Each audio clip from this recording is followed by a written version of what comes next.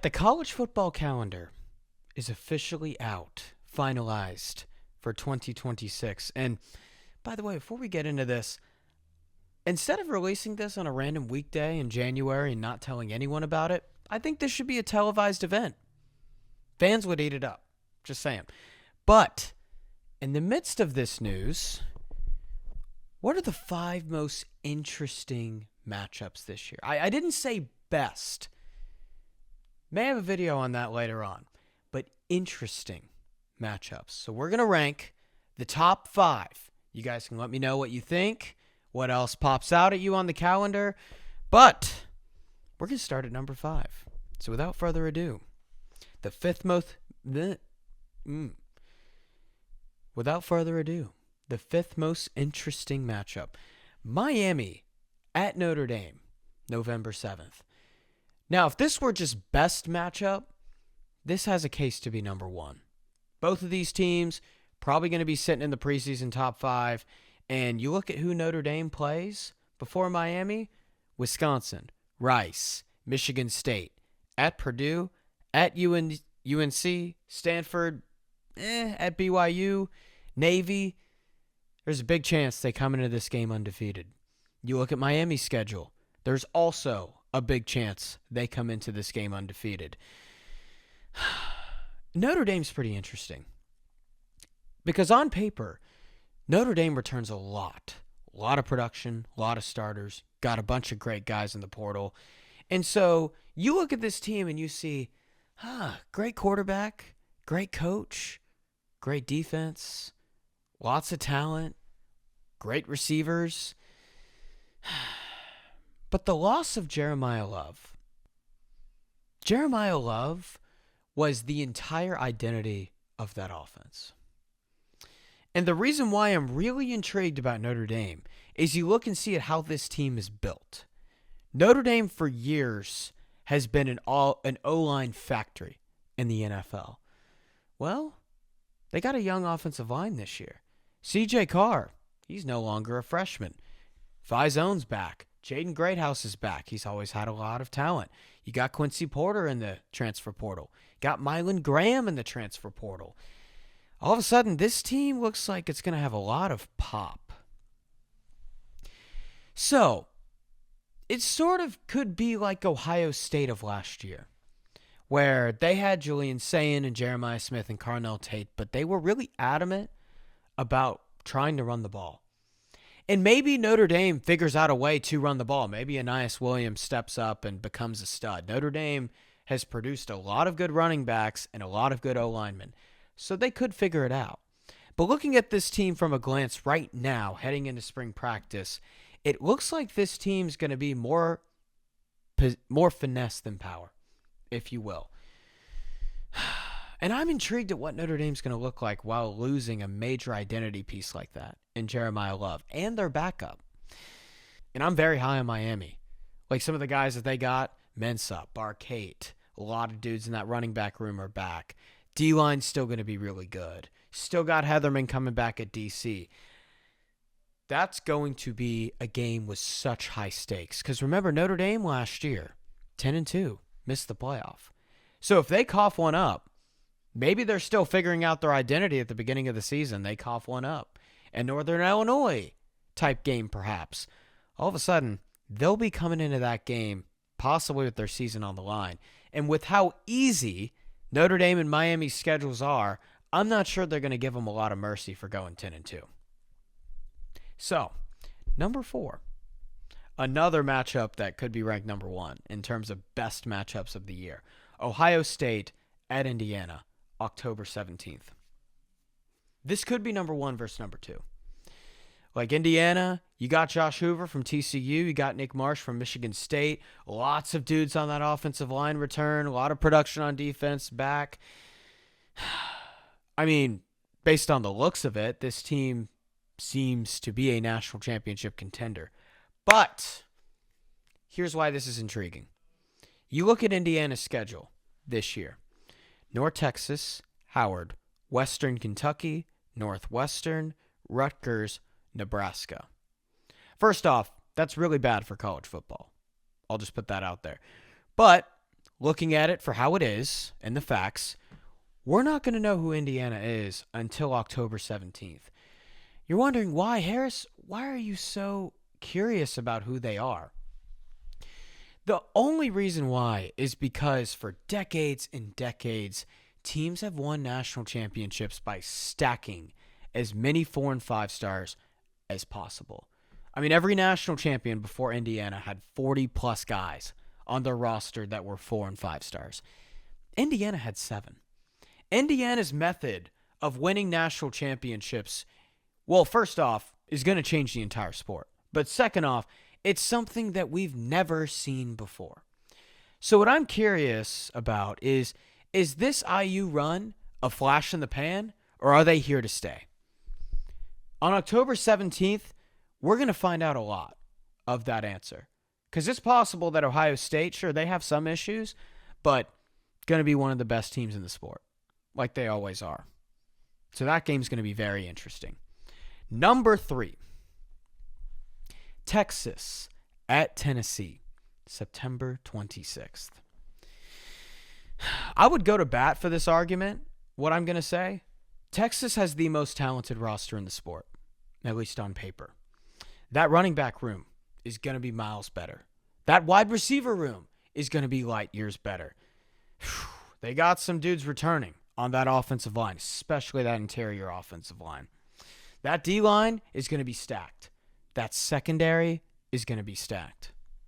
The only thing that could hold Texas back from a national championship is Arch Manning. So you're wondering, why do I bring this game up and not the Ohio State game week 1? That Ohio State game's an interesting game, not disputing that. But the reason why I bring this up, you look at Arch Manning at home or on neutral site this year, last year. 2,000 yards, 26 touchdowns, 2 picks. Those are video game numbers. What about Arch Manning on the road? Arch Manning had 1,100 yards, 7 TDs, 5 picks. Texas was 2-3 on the road with a bad loss to Florida. And because of how they played on the road, I would say it's the reason they were in the Citrus Bowl and not the corporate football playoff. Tennessee is interesting because, 1, it's their first true road game of the year. And 2, Tennessee's not just any ordinary road environment. Like, Tennessee has the decibel record for loudest sound barrier in the history of college football. That stadium's nuts. I've been there. I've heard lots of people call it the loudest stadium in the world. I'd be surprised if something topped it. So I think in this Tennessee game, everyone's saying Arch Manning's going to be ready for that year 2 leap as a starter. We saw him develop throughout the year. The Arch Manning that played in Columbus week 1 compared to the Arch Manning that played against Michigan, 2 totally different people. But if Arch Manning balls out in that game, we'll know that development curve is no longer a curve. He's crossed that bridge. He's here to stay. Because I think Tennessee's a team that Texas should beat, but Tennessee's good enough to catch Texas if they're lacking, just like Florida. Also, we don't quite know what Tennessee's going to be yet. Makes the game a little bit more interesting. I think if Joey Aguilar wins that lawsuit, they're going to be a really, really good team competing at the top of the SEC. But if he doesn't, lots of questions with that team. More questions than answers. So, I'm really fascinated with that game. Because the only reason Texas, not the only reason, I shouldn't say that, the main reason Texas wasn't in the playoff is because of how they played on the road and how Arch Manning looked on the road. Never looked comfortable, never looked settled. Because if he takes that leap, like everyone thinks he will, I don't think there's anyone that can stop Texas from winning a national championship. Number 2. I mean, I don't understand how you could possibly not put this on the list. LSU at Ole Miss, September 19th. Obviously, all of the Lane Kiffin stuff makes this matchup so interesting. What's the crowd going to be like at Ole Miss. Ole Miss usually has, for SEC standards, one of the chiller environments, but that's because the game completely revolves around the tailgate. If you haven't been to the Grove, go to the Grove. Might be the best tailgate in the world. Just going to put that out there. But even before Lane Kiffin left for LSU, there was no love lost between these two programs. This was one of the deepest, biggest, most hateful rivalries in the whole SEC. And you look at the on-the-field stuff, these two teams are as volatile as it gets from a range of outcome standpoint. I could see both of these teams winning the SEC. I could see both of these teams finishing 7-5. Like, you look at Ole Miss, okay, we're going to assume that Trinidad Chambliss comes back because that looks like the probability at this point. Well, that's a 4K passer, 30 touchdowns and 3 picks. Kawan Lacey at running back, 24 rushing touchdowns. He was one of the best at the position last year. Okay, he's back. Some dudes at receiver. Deuce Alexander. They got some sneaky talented guys in the portal. Jonte Cook. Watch out for him. He could be a stud. So on paper, that's an offense that should compete for an SEC championship and a CFP berth. No doubt about it. But what's that going to look like without Charlie Weiss calling plays and Lane Kiffin there? We don't quite know. That's very unknown.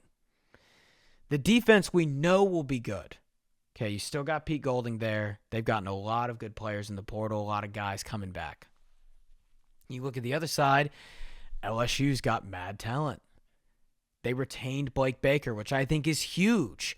This offense put them in a lot of hard positions last year, and that defense still balled. Still looked pretty good. So he's back in year 2. A lot of dudes back, a lot of portal guys that are talented. You get Sam Levitt. You get some good receivers, some more O-linemen, some running backs to fix that running game. LSU's got a lot of talent. So, we don't know what these two teams are going to be. And you combine the drama, the animosity, the hatred, the range of outcomes. Yes, is one extremely interesting game. So, I guess you're wondering at this point, who the heck is above LSU and Ole Miss and Indiana, Ohio State, and all these other matchups? This one's going to come as a shock. Hear me out here. Number one, what I think is the most interesting matchup in college football next year.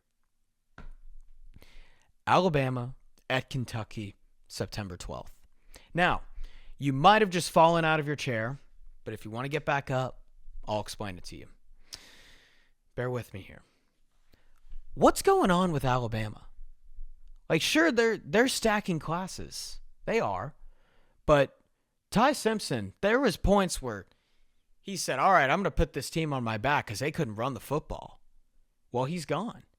Speaking of not being able to run the football, okay, what did they do in the portal? You're averaging around 3 yards per carry. You're outside the top 100 in rushing yards per game. Can't win with that. Didn't get any new starters at running back. What about their offensive line? They lost 4 out of 5 starters from their offensive line. Got some transfers, but again, Rome wasn't built in a day. I think the offensive line's different, man. It takes time to build. It's not like wide receiver or running back. What about the receivers? Well, they lost their leading receiver from last year. They lost their third best receiver in the portal. They're starting tight end in the portal. What about this defensive line? Well, man, they struggled at times last year. Lost 4 starters from that. And you look on the other side. Kentucky. Kentucky is really interesting. Will Stein, now their coach, was the Oregon offensive coordinator. And the 3 years at Oregon as the OC, Bo Nix, Dylan Gabriel, Dante Moore were his quarterbacks. All 3 of those guys will most likely end up starting a game in the NFL. And all those guys were year 1 rentals. And you look at some of those situations, Bo Nix was kind of forced out of Auburn. Dante Moore had more picks than touchdowns at UCLA. Some of these guys did not come into Eugene as finished products. And heck, man, you look at what Will Stein even did at UTSA with Frank Harris, over 4,000 yards passing there. Dude can develop quarterbacks. I mean, fast. Well, who's under center for them? Kenny Minchey. What do we know about Kenny Minchey? Not a lot, but we do know that he nearly took the starting job from C.J. Carr. And when Notre Dame signed C.J. Carr, a 5-star quarterback, that was a colossal deal. And C.J. Carr went to Notre Dame and, by the way, balled out. Had an amazing season. So the fact that Kenny Minchey, with the politics not being aligned at all for him to be the starter, was apparently taking C.J. Carr down to the wire. Took Notre Dame a while to name him the starter. Really interesting. Really interesting. Him with Will Stein. Okay. We know that Kentucky signed C.J. Baxter, 5-star running back. We know that they signed Nick Anderson at receiver, who at one point led the entire SEC in yards per reception, 21. Had 800 yards as a freshman. Okay. We know on defense that every single front seven starter comes back for them. Bunch of good transfers, too. And this was not an average front seven. They gave up 3.6 yards per carry. 25th in the FBS. This game is at Kentucky, by the way. And so, let's put in all the storylines here. Let's rope it all together. If Alabama loses to Kentucky week 2 in Kroger Field after what happened with them in Indiana, what's going to happen with Kalen DeBoer? And this is what makes this game really interesting. Because I think the range of outcomes in this game is more volatile than people think right now. Because Kentucky's got a good squad. And Alabama's got a lot of turnover. So you have to think about this from not just the perspective of the coaching staff and the players who are all in on the process, but the fans and the boosters who have a lot more power. And they may look at this and say, we're freaking Alabama. We won 6 national championships in 14 years. And we're out here losing to the lowly peasant basketball school that is Kentucky? Could you imagine the ripple effect that would cause? I mean, I'm just wondering if it's one of those things where the boosters are going to be like, you know what, we're going to trust the process. And we're going to give Kalen DeBoer some time, which is what I think they should do. Or are they going to be like, no, we're not letting you back on the team bus. Sort of like what USC did to Lane Kiffin right after Pete Carroll. Because when you have that type of success, all of a sudden, the biggest threat to your patience can be your ego. And that's just the reality. So what makes this game so interesting is there is a lot of upset potential there, but people have no idea. So I think when Kentucky, not when, but if Kentucky in Kroger Field goes out and beats Bama, those boosters, those fans, that patience is going to be laser thin. Laser thin. So, yeah, that to me is the most interesting game this year in college football.